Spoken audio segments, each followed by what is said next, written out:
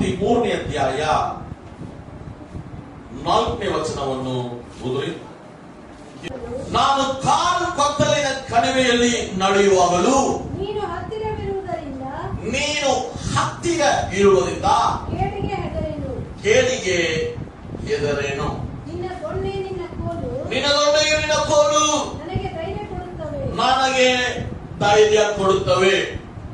ನನ್ನ ಪ್ರಸಂಗದ ಟೈಟಲ್ ಏನಂದ್ರೆ ನಾನು ಹೆದರುವುದು ಇಲ್ಲ. ನಮಗೆ ಬಹಳ ಚೆನ್ನಾಗಿ ಗೊತ್ತಿರೋ ಒಂದು ಕೀರ್ತನೆ ನಾವು ಓದಿದ್ದೇವೆ. ಸಂಡೇ ಸ್ಕೂಲ್ನಿಂದಲೇ ಎಲ್ಲಾ ಕಡೆಗಳ ಈ ವಾಕ್ಯ, ಈ ಕೀರ್ತನೆ ನಾವು ಕೇಳುತ್ತೇವೆ. ನಾನು ಕಾಲು ಕತ್ತಲೆಯ ಕಣಿವೆಯಲ್ಲಿ ನಡೆದರು. ಹೋದ್ರಿ,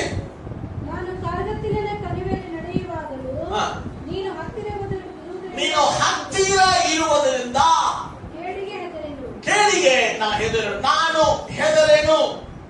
ಬಾಜು ನೋಡಿ ಹೇಳ್ರಿ, ನಾನು ಹೆದರೇನು. ಇವತ್ತು ಮನುಷ್ಯನಿಗೆ ದೊಡ್ಡದಾಗಿರುವ ರೋಗ ಏನಂದ್ರೆ ಭಯ. ಏನ್ರಿ? ಭಯ. ಈ ಭಯವನ್ನು ನೀವು ಎದುರಿಸುವಾಗ ಮಾತ್ರವೇ ನಿಮ್ಮ ಬಾಳಲ್ಲಿ ನಿಮಗೆ ಬಿಡುಗಡೆ ಆಗುತ್ತೆ, ಮುಂದೆ ಹೋಗ್ಲಿಕ್ಕಾಗುತ್ತೆ. ಸ್ವಲ್ಪ ಒಂದು 4-5 ದಿನ ಸ್ವಲ್ಪ ಎದೆ ನೋವಿಗೆ ಬರ್ತದೆ, ನಮ್ಮೊಳಗೊಂದು ಭಯ ಬರ್ತದೆ. ಅಯ್ಯಯ್ಯೋ ನಮ್ದು ಟೈಮ್ ಮುಗಿತಾ, ಸ್ವಲ್ಪ ಎದೆ ನೋವು ಬರ್ತದೆ. ಅದು ನೆನ್ನೆ ಮೊನ್ನೆ ನೀವು ಚಿಕನ್ ಮಟನ್ ತಿಂದಿರ್ತೀರ, ಅದು ಸ್ವಲ್ಪ ಗ್ಯಾಸ್ಟ್ರಿಕ್ ಆಗಿರ್ತದೆ. ಮೀನಾ ಸಾರು 2 ದಿನ 3 ದಿನ ಗರಂ ಮಾಡಿ ತಿಂದ್ರೆ ಮತ್ತೆ ಗ್ಯಾಸ್ಟ್ರಿಕ್ ಆಗುತ್ತೆ. ಎಲ್ಲದಕ್ಕಿಂತ ಈ ಬೇಳೆ ಸಾರು ನೀವು ಇವತ್ತು ತಿಂದು ನಾಳೆ ತಿಂದ್ರೆ ಮತ್ತೆ ಅದು ಗ್ಯಾಸ್ಟ್ರಿಕ್ ಆಗುತ್ತೆ. ಬಟ್ ನಾವು ಚಿಕ್ಕದಾಗಿ ಒಂದು ನೋವು ಬಂದ ತಕ್ಷಣ ಏನ್ ಮಾಡ್ತೇವೆ? ಭಯ ಬರುತ್ತೆ. ಏನಾಗುತ್ತೆ? ಭಯ ಬರುತ್ತೆ. ಎಲ್ಲಾರು ಹೋಗಿ ಕೇಳ್ತೇವೆ, ಡಾಕ್ಟರ್ ಕೇಳ್ತೇವೆ, ಡಾಕ್ಟರ್ ಏನಿಲ್ಲ ಅಂತ ಕಳಿಸ್ತಾನೆ. ನಾವು ಡಾಕ್ಟರ್ಗೆ ಬರೀತೇವೆ, ನನಗೆ ನೋವಿದೆ ಅಂತ ಹೇಳ್ತೇವೆ, ಅವನು ಇಲ್ಲ ಅಂತ ಹೇಳ್ತಾನೆ. ಡಾಕ್ಟರ್ ಏನು ಕಲ್ತು ಬಂದಾನೋ ಇಲ್ಲೋ. ಭಯ. ಕಾರಣ ಏನ್ರಿ? ಭಯ. ಭಯ ಇರುವಾಗ ಏನೇ ಇಲ್ಲಂದ್ರೂ ಸರಿನೇ, ಏನೋ ದೊಡ್ಡ ರೋಗ ಇದೆ ಅಂತ ನಮಗೆ ಅನಿಸುತ್ತೆ, ಎಲ್ಲ ಕ್ಲಿಯರ್ ಆಗಿದೆ, ಬಟ್ ಆದ್ರೂ ಸರಿನೇ ದೇವರು ನೀ ನನ್ನ ಜೊತೆ ಇರುವುದಾಯಿದ್ದಾರೆ, ಎಂತ ಕತ್ತಲೆಯಾಯಿದರೂ ಸರಿನೇ ಎಲ್ಲವನ್ನೂ ಎದುರಿಸುವಂತ ಆತ್ಮನ ಶಕ್ತಿ ನನ್ನ ಮೇಲೆ ಇದೆ. ಹಲ್ಲೆಲೂಯಾ. ಅದಕ್ಕೆ ಅವನು ಹೇಳ್ತಾ ಇದ್ದಾನೆ, ನಿನ್ನ ದೊಡ್ಡೆಯು ನಿನ್ನ ಕೋಲು ನನ್ನನ್ನು ಬಲಪಡಿಸುತ್ತೆ. ಹಲ್ಲೆಲೂಯಾ. ಹಗ್ಗಾಯ ಪ್ರವಾದನೆ ಗ್ರಂಥ 2ನೇ ಅಧ್ಯಾಯ 5ನೇ ವಚನ ತೆಗೆದುಕೊಂಡು. ಹಗ್ಗಾಯ 2ನೇ ಅಧ್ಯಾಯ 5ನೇ ವಚನ. ನನ್ನ ಆತ್ಮನು ನಿಮ್ಮ ಮಧ್ಯದಲ್ಲಿ ನೆಲೆಗೊಂಡಿರಲು ಹೆದರಬೇಡಿರಿ. ನೀ ಹೆದರಬೇಡ. ಎದಕ್ಕಾಗಿ ನೀ ಹೆದರಬೇಡ? ಕಾಲು ಕತ್ತಲೆ ಕಣಿವೆಯಲ್ಲಿಯೂ ನೀ ನನ್ನ ಜೊತೆ ಇರುವಾಗ ನಾನು ಹೆದರುವುದಿಲ್ಲ. ದೇವರು ನಿಮ್ಮ ಜೊತೆ ಇರುವಾಗ ನೀ ಹೆದರಬಾರದು. ಹಲ್ಲೆಲೂಯಾ. ದೇವರು ಹೇಳ್ತಾ ಇದ್ದಾನೆ ಜಕರಿಯ ಪ್ರವಾದನೆಗೆ, ನೀ ಹೆದರಬೇಡ, ನನ್ನ ಆತ್ಮವು ನಿನ್ನ ಜೊತೆ, and my spirit remains among you, do not be afraid. ನನ್ನ ಆತ್ಮ ನಿನ್ನ ಜೊತೆ ಇರುವುದಿಲ್ಲ, ನೀ ಹೆದರಬೇಡ. ದೇವರ ಆತ್ಮ ಎಂತಹ ಆತ್ಮರೇ? 2 ತಿಮೋಥಿ 1ನೇ ಅಧ್ಯಾಯ 7ನೇ ವಚನ. ದೇವರು ನಮಗೆ ಕೊಟ್ಟಿರುವ ಆತ್ಮವು ಬಲ, ಪ್ರೀತಿ, ಶಿಕ್ಷಣದ ಆತ್ಮಗಳೇ ಹೊರಟು ಹೇಳಿತನದ ಆತ್ಮ ಇಲ್ಲ. ಸೊ ದೇವರ ಆತ್ಮನು ನಿಮ್ಮ ಮಧ್ಯದಲ್ಲಿ ಇದ್ದಾನೆ, ನೀ ಎಂತ ಹೆದರಬೇಡ. ಈ ದೇವರ ಆತ್ಮನು ಎಂತವನು? ನಮಗೆ ದೇವರ ಆತ್ಮನು ಎಂತವನು ಅಂತ ನೋಡುವಾಗ ದೇವರ ಆತ್ಮ ಹೇಳಿತನದ ಆತ್ಮ ಕೊಟ್ಟಿಲ್ಲ. ದೇವರು ನಿಮಗೆ ಕೊಟ್ಟಿರುವ ಆತ್ಮ ಬಲ, ಪ್ರೀತಿ, ಶಿಕ್ಷಣೆಯ ಆತ್ಮ. ಆದ ಕಾರಣದಿಂದ ನೀ ಹೆದರಬಾರದು. ಹಲ್ಲೆಲೂಯಾ. ಭಯ ಇರುವಾಗ ನೀ ಮುಂದೆ ಹೋಗ್ಲಿಕ್ಕೆ ಆಗುವುದಿಲ್ಲ. ಭಯ ಇರುವಾಗ ನಿನಗೆ ಜಯ ಆಗುವುದಿಲ್ಲ. ಅದಕ್ಕೆ ದೇವರು ಬೈಬಲ್ ಅಲ್ಲಿ ನೋಡುವುದಾದ್ರೆ ಮೋರ್ ದನ್ 100 ಹೆಚ್ಚಿನ ವಾಕ್ಯಗಳು ನಾವು ಓದ್ತಾ ಇದ್ದೇವೆ. ದೇವರು ಹೇಳ್ತಾ ಇದ್ದಾನೆ, ನೀ ಹೆದರಬೇಡ ಅಂತ. ಜನರು ಹೆದರಿ ಸಾಯ್ತಾ ಇದ್ದಾರೆ. ಎಲ್ಲ ವಿಷಯಗಳು ಹೆದರ್ತಾ ಇದ್ದೇವೆ. ನೀವು ಯಾವ ವಿಷಯ ಹೆದರ್ತೀರೋ ಅದು ನಿಮ್ಗೆ ಆಗುತ್ತೆ. ಯಾವ ವಿಷಯಕ್ಕೆ ನೀವು ಹೆದರ್ತೀರೋ ಆ ವಿಷಯ ನಿಮಗೆ ಆಗುತ್ತೆ. ಇಲ್ಲ ದೇವ ನನ್ನ ಜೊತೆ ಇದ್ದಾನೆ ಅಂತ ನೀವು ನಂಬೋದಾಯಿದರೆ, ದೇವರ ಆತ್ಮ ನಿಮ್ಮಲ್ಲಿ ಇರುವುದಾಯಿದರೆ, ಆ ದೇವರ ಆತ್ಮ ನಿನಗೆ ಹೇಳಿತನದ ಆತ್ಮ ಅಲ್ಲ, ಹೊರಟು ಬಲ ಪ್ರೀತಿ ಶಿಕ್ಷಣೆಯ ಆತ್ಮ ಅನ್ನು ಕೊಟ್ಟಿದ್ದಾನೆ. ಭಯ ಬರುವಾಗ ಮುಂದೆ ಹೋಗ್ಲಿಕ್ಕೆ ಆಗುವುದು ಇಲ್ಲ, ನಿಮ್ಮನ್ನು ಬಂಧಿಸಿ ಬಿಡ್ತಾನೆ ಶೈತಾನ. ಅದಕ್ಕೆ ದೇವರ ಆತ್ಮನು ಎಂತವನಂತ ನಮಗೆ ದೇವರ ಆತ್ಮ ಕೊಟ್ಟಿದ್ದಾನೆ. ಅದು ಎಂತ ಆತ್ಮ ಅಂತ? ಬಲ ಪ್ರೀತಿ ಶಿಕ್ಷಣೆಯ ಆತ್ಮ. ಬಾಜು ಇರುವರು ನೋಡಿ ಹೇಳ್ರಿ, ನಿನಗೆ ಹೇಳಿತನದ ಆತ್ಮ ಅಲ್ಲ, ಬಲ ಪ್ರೀತಿ ಶಿಕ್ಷಣೆಯ ಆತ್ಮ. ಇವತ್ತಿಂದ ಹೆದರಬೇಡ. ನೀವು ಹೆದರಬಾರ್ದು. ಎದಕ್ಕೆ ಹೆದರಬಾರ್ದು? ಏನೋ ರೋಗ ಆಯ್ತು ನೋಡಿ, ಹೆದರಬೇಡ. ನೀವು ಹೇಳ್ಬೇಡ ಅದಲ್ಲ. ಒಂದು ಏನೋ ಒಂದು ಬಲವೀನತೆ ಇದೆ, ನೀವು ಹೆದರಬೇಡ. ಏನೋ ಒಂದು ವಿಷಯ ನಿಮಗೆ ಬರ್ತದೆ, ಪ್ರಾಬ್ಲಮ್ ಆಗುತ್ತದೆ ಅಂತಾರೆ, ಅದಕ್ಕೆ ಹೆದರಬೇಡ.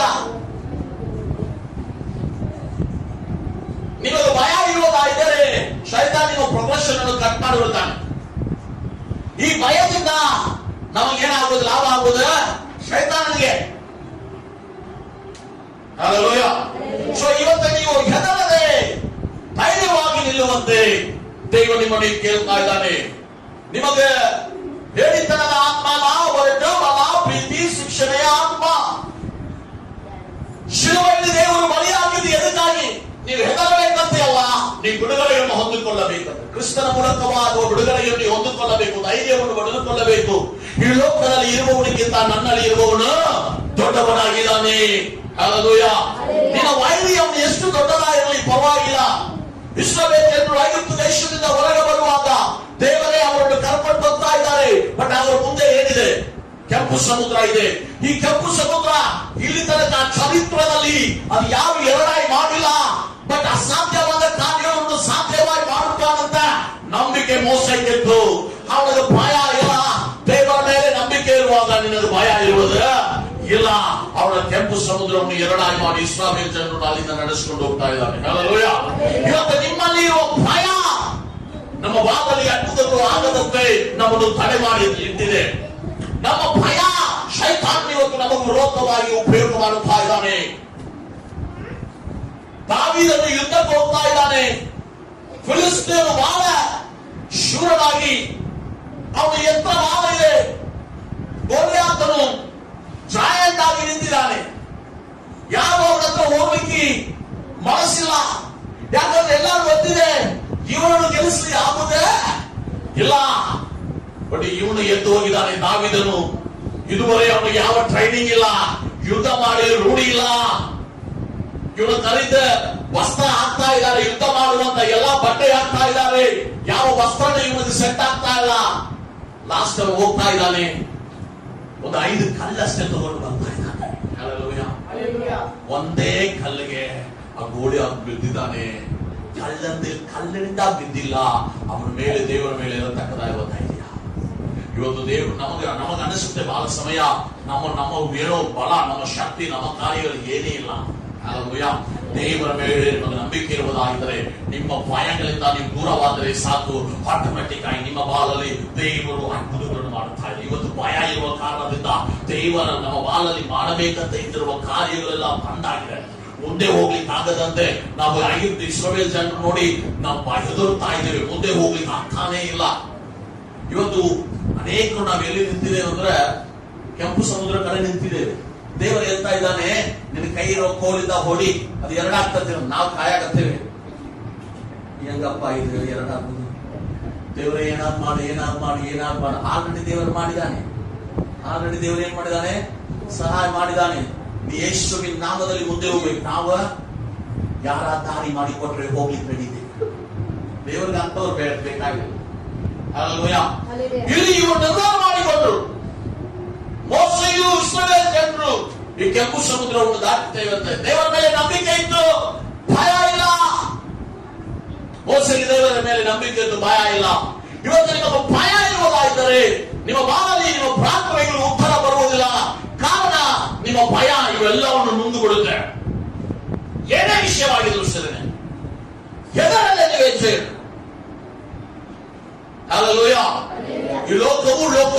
ಸಮಸ್ತವೂ ಜಯಿಸಿದ ಆತ್ಮನು ನನ್ನೊಳಗೆ ಇದ್ದಾನೆ. ದೇವರ ಆತ್ಮನು ನನ್ನ ಮೇಲೆ ಇದ್ದಾನೆ. ಆತ್ಮ ನನ್ನನ್ನು ಬಲಪಡಿಸುತ್ತಾನೆ. ಆತ್ಮ ನನಗೆ ಜಯವನ್ನು ಕೊಡುತ್ತಾನೆ ಅಂತ ಧೈರ್ಯ. ಭಯ ಇರುವ ತನಕ ನನಗೆ ಏನಿಲ್ಲ, ಜಯ ಇಲ್ಲ. ಬಾಜೂರು ನೋಡಿ, ಭಯ ಇರುವ ತನಕ ನಿನಗೆ ಜಯ ಇಲ್ಲ. ಎಷ್ಟು ಜನರಿಗೆ ಜೋಡಿಗೆ ನೋಡಿ ಭಯ. ಕಾಕ್ರೋಚ್ ನೋಡಿ ಎಷ್ಟು ಜನರಿಗೆ ಭಯ. ನನಗೆ ಕಾಕ್ರೋಚ್ ನೋಡಿ ಭಯ ಇದ್ರೆ ನಾನು ಕಾಕ್ರೋಚ್ ಸಾಯಿಸಕ್ ಬರುವುದಿಲ್ಲ. ಚೆನ್ನಾಯ್ತಲ್ಲ, ನೀ ಧೈರ್ಯ ಇರುವಾಗಷ್ಟೇ ಅದು ಸಾಯ್ತದೆ. ನಿನ್ನ ವಾಯಿಗೆ ಸಾಯ್ಬೇಕಂದ್ರೆ ನೀ ಧೈರ್ಯವಾಗಿ ಹೇಳಬೇಕು. ಅಲ್ಲೂಯ, ನೀ ಧೈರ್ಯವಾಗಿ ಹೇಳದೆ ನಿನ್ನ ವಾಯಿಗೆ ಸಾಯುವುದಿಲ್ಲ. ನೀವು ಈ ಒಂದು ಭಯ ಹೆದರಿ ನಾವು ಇರುವ ತನಕ ದೇವರು ನಮಗೆ ಕೊಟ್ಟಿರುವ ಬಿಡುಗಡೆಗಳನ್ನು ನಾವು ಪಡೆದುಕೊಳ್ಳಿಕ್ಕೆ ಸಾಧ್ಯತೆ ಇಲ್ಲ. ನೋಡಿ, ಒಂದು ಊರಿನಲ್ಲಿ ಒಂದು ಅಮ್ಮ ಒಂದು ಮಗಳಿದ್ದು. ಆ ಊರಿನಿಂದ ಹೊರಗೆ ಇರುವ ಒಂದು ಚಿಕ್ಕ ಹಳ್ಳಿ. ಅಲ್ಲಿ ಬಹಳ ಕರೆಂಟ್ ಫೆಸಿಲಿಟಿ ಇಲ್ಲ. ಆಮೇಲೆ ಇವ್ರಿಗೆ ಹೇಳಿಕೊಳ್ಳುವಂತೆ ಯಾರು ಇಲ್ಲ.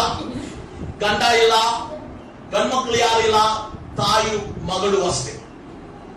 ತಾಯಿಗೂ ಮಗಳು ಬಿಟ್ರೆ ಯಾರು ಇಲ್ಲ, ಮಗಳಿಗೂ ತಾಯಿ ಬಿಟ್ರೆ ಯಾರು ಇಲ್ಲ. ಇವರಿಬ್ಬರಷ್ಟೇ. ಇಂಥ ಸಮಯದಲ್ಲಿ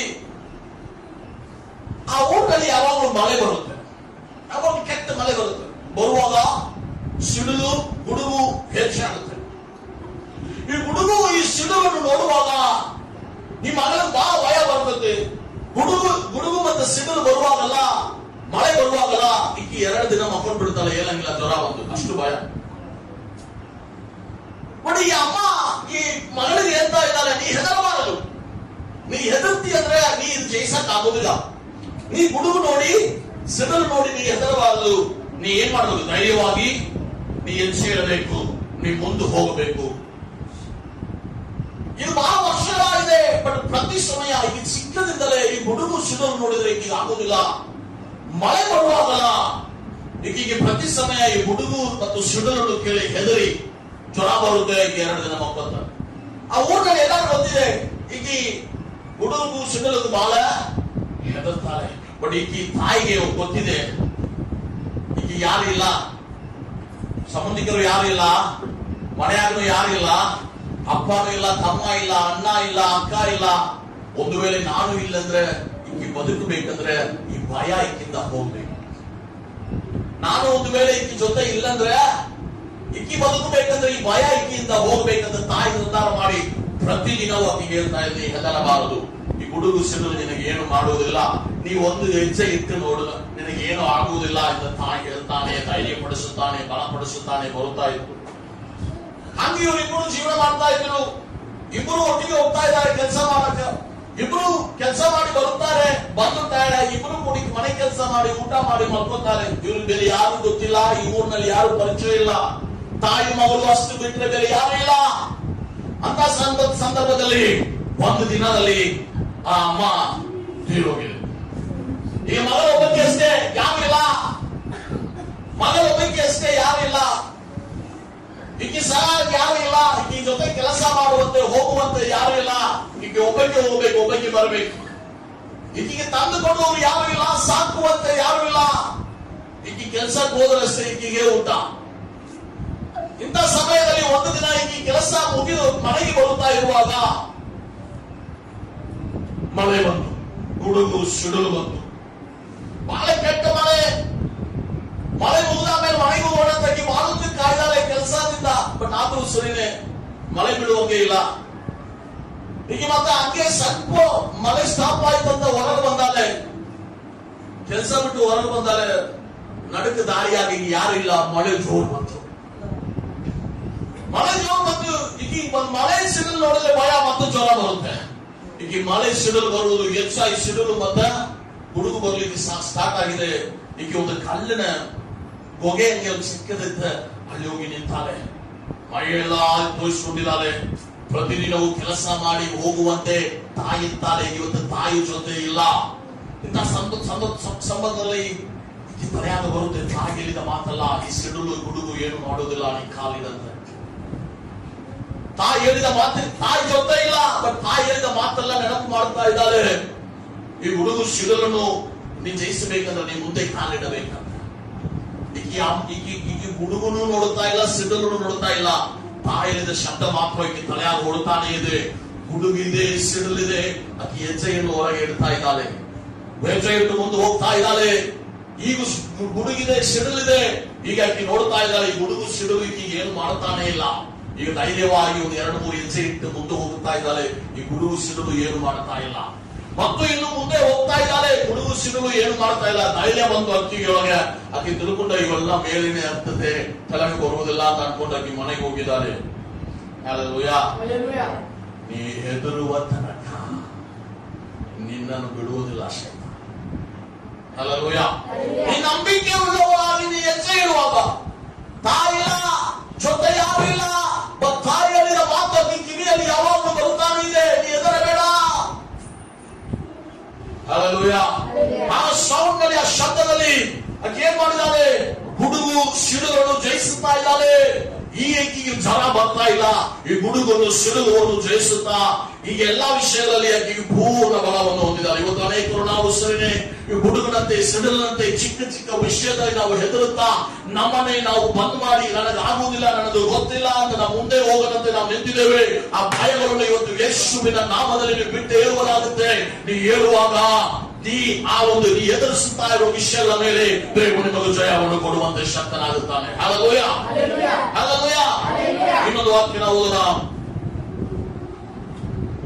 ಯೆಶಾಯ ಪ್ರವಾದನ ಗ್ರಂಥ 41ನೇ ಅಧ್ಯಾಯ 10ನೇ ವಚನ. ನೀನಂತೂ ಹೆದರಬೇಡ, ನಾನೇ ನಿನ್ನೊಂದಿಗಿದ್ದೇನೆ. ದಿಗ್ಭ್ರಮೆಗೊಳ್ಳದಿರು, ನಾನೇ ನಿನ್ನ ದೇವರು. ನಾನು ನಿನ್ನನ್ನು ಬಲಪಡಿಸುತ್ತೇನೆ. ಹೌದು, ನಿನಗೆ ಸಹಾಯ ಕೊಡುತ್ತೇನೆ. ನನ್ನ ಧರ್ಮದ ಬಲಗೈಯನ್ನು ನಿನಗೆ ಆಧಾರ ಮಾಡುತ್ತೇನೆ. ನೀ ಅಂತೂ ಹೆದರಬೇಡ. ಹಲ್ಲೆಲೂಯಾ. ನಾನು ನಿನ್ನೊಂದಿಗಿದ್ದೇನೆ. ಸರ್ವಶಕ್ತನಾದ ದೇವರು, ಮೇಲೆ ಆಕಾಶಕ್ಕೂ ಭೂಮಿಯಿಂದ ಇರುವ ಎಲ್ಲವಕ್ಕೂ ಹರಗನು, ಯೋಗ್ಯನು, ಆತನು ನಮ್ಮನ್ನು ನೋಡಿ ಹೇಳ್ತಾ ಇದ್ದಾನೆ, ನೀ ಹೆದರಬೇಡ, ನಾನು ನಿನ್ನೊಂದಿಗಿದ್ದೇನೆ. ನೀ ಹೆದರ್ತಾ ಇರುವ ವಿಷಯ ಏನು? ನೀನು ಎದುರಿಸುತ್ತಾ ಇರುವ ವಿಷಯ ಏನು? ರೋಗವಾ, ಇಲ್ಲದ ಏನೇ ಇರಲಿ, ಬಂಧನಗಳಾಗಲಿ, ಸಮಾಜ ನಾಳೆ ಏನಾಗುತ್ತೆ ಅಂತ ಗೊತ್ತಿಲ್ಲ. ಭವಿಷ್ಯದ ಮೇಲೆ ಬಹಳ ಜನರು ಭಯ. ಮದುವೆ ಆಗಿದೆ, ಬಹಳ ವರ್ಷ ಆಗಿದೆ, ತಿಂಗಳಾಗಿದೆ, ಮಕ್ಕಳಿಲ್ಲ ಅಂತ ಭಯ. ಈ ಲೋಕವನ್ನೇ ಜಯಿಸಿದ ದೇವರು, ಮರಣವನ್ನು ಜಯಿಸಿದ ದೇವರು, ಆತನು ನಮ್ಮ ಜೊತೆ ಇದ್ದಾನೆ. ನಮ್ಮ ನೋಡಿ ಹೇಳ್ತಾ ಇದ್ದಾನೆ, ನೀ ಅಂತೂ ಹೆದರಬೇಡ, ನಾನಿನ್ನೊಂದಿಗೆ ನಾನು ನಿನ್ನ ಜೊತೆ ಇದ್ದೇನೆ. ನಾನಿನ್ನ ಜೊತೆ ಇದೇನಂತ ಹೇಳುವವನು ಪಾಸ್ಟಲ್ಲ, ನಾನು ನಿನ್ನ ಜೊತೆ ಇದ್ದೇನೆ ಅಂತ ಹೇಳುವನು ಸರ್ವಶಕ್ತನಾದ ದೇವರು. ಹಲ್ಲೆಲೂಯಾ. ಆದರೆ ಆದ ಕಾರಣದಿಂದ ಯಾವ ವಿಷಯಕ್ಕೂ ಹೆದರಬೇಡ. ನಿಮ್ಮ ವಾಗ್ದಾನ ಮಾಡುವುದು ಪಾಸ್ಟಲ್ಲ, ನಿಮ್ಮ ವಾಗ್ದಾನ ಮಾಡುವುದು ಸರ್ವಶಕ್ತನಾದ ದೇವರಾಗಿದ್ದಾನೆ. ಆದ ಕಾರಣದಿಂದ ನೀವು ಎದಕ್ಕೂ ಹೆದರಬೇಡ. ನೀ ಹೆದರಬೇಡ, ನಾನು ನಿನ್ನೊಂದಿಗೆ ಇದ್ದೇನೆ. ನೀ ದಿಗ್ಭ್ರಮೆಗೊಳ್ಳದಿರು, ನಾನೇ ನಿನ್ನ ದೇವರು. ಮುಂದೋದ್ರಿ, ದೇವರು ಹೇಳ್ತಾ ಇದ್ದಾನೆ, ನೀ ಹೆದರಬೇಡ. ನೀ ಹೆದರದೇ ಇದ್ರೆ ನಾನು ನಿನ್ನನ್ನು ಬಲಪಡಿಸುತ್ತೇನೆ. ನೀ ಹೆದರ್ತಾ ಇದ್ರೆ ನಿನ್ನ ಬಲಪಡಿಸಲಿಕ್ಕೆ ಆಗುದಿಲ್ಲ. ಹಲ್ಲೆಲೂಯಾ. ನೀ ಧೈರ್ಯವಾಗಿ ನಿಂತುಕೊಳ್ಳುವುದಾಗಿದ್ದರೆ, ನಿನ್ನ ಮುಂದೆ ಕೆಂಪು ಸಮುದ್ರ ಇದ್ರೂ ಪರವಾಗಿಲ್ಲ, ನಿನ್ನ ಮುಂದೆ ಎಷ್ಟು ದೊಡ್ಡ ಗೋಳಿಯಾತನ ಇದ್ದರೂ ಪರವಾಗಿಲ್ಲ, ನೀ ನಿಂತುಕೊಳ್ಳುವುದಾಗಿದ್ದರೆ ದೇವರ ಅಂತ ಇದ್ದಾನೆ, ನಿನ್ನನ್ನು ಬಲಪಡಿಸ್ತಾನೆ. ನಾವು ಅನೇಕ ಸಮಯ ನಿಂದ್ರಕ್ಕೆ ಆಗ್ತಾ ಇಲ್ಲ. ನಮ್ಮ ಬಾಲಲ್ಲಿ ಏನೇ ಬಂದ್ರು ಹೋಗ್ತಾ ಇದೆ. ಚಿಕ್ಕ ಒಂದು ರೋಗ ಬಂದ್ರೆ ನಾವು ಹೆದರ್ತಾ ಇದ್ದೀವಿ. ಹಲ್ಲೆಲೂಯಾ. ನೀವು ನೋಡ್ರಿ, ನಿಮ್ಮ ಬಾಲಲ್ಲಿ ಒಂದು ಕಾರ್ಯ ಯಾವಾಗ ನೆನಪಲ್ಲಿ ಇಟ್ಕೊಳ್ಳಿ. ದೇವರು ನನ್ನ ಬಾಳಲ್ಲಿ ಹೇಳಿದ ವಾಗ್ದಾನಗಳು ನನ್ನ ಬಾಳಲ್ಲಿ ನೆರವೇರುವ ತನಕ ನನಗೇನು ಆಗುವುದಿಲ್ಲ ಅಂತ ನಿರ್ಧಾರ ನಿಮ್ಮ ಬಾಳಲ್ಲಿ. ದೇವರು ನನ್ನ ಬಾಳಲ್ಲಿ ಇಟ್ಟಿರುವ ನಿರ್ಧಾರಗಳು, ದೇವರು ನನ್ನ ಬಾಳಲ್ಲಿ ಮಾಡಿಕೊಂಡಿರುವ ಉದ್ದೇಶಗಳು ನೆರವೇರುವ ತನಕ ನನಗೇನು ಆಗುವುದಿಲ್ಲ. ಹಲ್ಲೆಲೂಯಾ. ಜೀವವು ಮರಣವು ದೇವರ ಕೈಯಲ್ಲಿದೆ. ದೇವರ ಚಿತ್ತ ಇಲ್ಲದೆ ತಲೆಯಿಂದ ಒಂದು ಕೂದಲು ಬೀಳುವುದಿಲ್ಲ. ದೇವರ ಚಿತ್ತ ಇಲ್ಲದೆ ನಿಮ್ಮ ಬಾಳಲ್ಲಿ ಇವತ್ತು ಏನು ನಡೆಯುವುದು ಇಲ್ಲ. ಇವತ್ತು ನಾನೇ ನಿನ್ನ ದೇವರು, ನಿನ್ನನ್ನು ಬಲಪಡಿಸುವೆನು, ನಿನಗೆ ಸಹಾಯ ಮಾಡುತ್ತೇನೆ, ನನ್ನ ನೀತಿಯ ಬಲ ಕೈಯಿಂದ ನಿನ್ನನ್ನು ಬಲಪಡಿಸುತ್ತೇನೆ. Hallelujah, hallelujah. ಆದ ಕಾರಣ ಇವತ್ತು ನಿಮ್ಮನ್ನು ಹೆದರಿಸುತ್ತಾ, ನಿಮ್ಮನ್ನು ಭಯ ಉಂಟು ಮಾಡುತ್ತಾ ಇರುವ ಕೆಲವೊಂದು ವಿಷಯಗಳಿದೆ. ಆ ಭಯಗಳನ್ನು ನೀವು ತೆಗೆದುಹಾಕುವುದಾಗಿದ್ದರೆ ದೇವರು ನಿಮಗೆ ದೊಡ್ಡ ಬಿಡುಗಡೆಯನ್ನು ಮಾಡಲಿಕ್ಕೆ ಶಕ್ತನಾಗಿದ್ದಾನೆ. Hallelujah, hallelujah, hallelujah. ಇವತ್ತು ನಮ್ಮನ್ನು ಎದುರಿಸುತ್ತಾ ಇರುವ ಕಾರ್ಯಗಳನ್ನು ನೀವು ಫೇಸ್ ಮಾಡ್ಲಿಕ್ಕೆ ನೀವು ರೆಡಿ ಆಗಬೇಕು. ನೋಡಿ, ಅಟ್ಯಾಕ್ ಮಾಡ್ಲಿಕ್ಕೆ ನೀವು ರೆಡಿ ಇರಬೇಕು. ಇಲ್ಲಂದ್ರೆ ನಿಮಗೆ ಜಯ ಇಲ್ಲ. ನಿಮಗೆ ಯಾವುದೋ ಒಂದು ವಿಷಯ ಇಲ್ಲ. ಎಲ್ಲಿ ನಿಮಗೆ ಪ್ರೋಗ್ರೆಷನ್ ಇಲ್ಲವೋ, ಎಲ್ಲಿ ನಿಮಗೆ ದಾರಿನೇ ಇಲ್ಲವೋ, ಅಲ್ಲಿ ನೀವು ನಿಂತುಕೊಳ್ಳುವುದಾಗಿದ್ದರೆ ಅಲ್ಲಿ ನಿಮಗೆ ದಾರಿ ದೇವರು ಉಂಟು ಮಾಡ್ತಾರೆ. ಹಲ್ಲೆಲೂಯಾ. ಇಲ್ಲಿ ಇಕ್ಕಟ್ಟಾಗಿದೆ, ಇಲ್ಲಿ ಮುಂದೆ ಇಲ್ಲಿ ಹೋಗ್ಲಿಕ್ಕೆ ರಸ್ತೆನೇ ಇಲ್ಲ ಅಂತ ನೀವು ನಿಂತುಕೊಳ್ಳುವಾಗ ಅಷ್ಟೇ ದೇವರು ನಿನಗಾಗಿ ಮಾಡಿ ತೆಗಿತಾನೆ.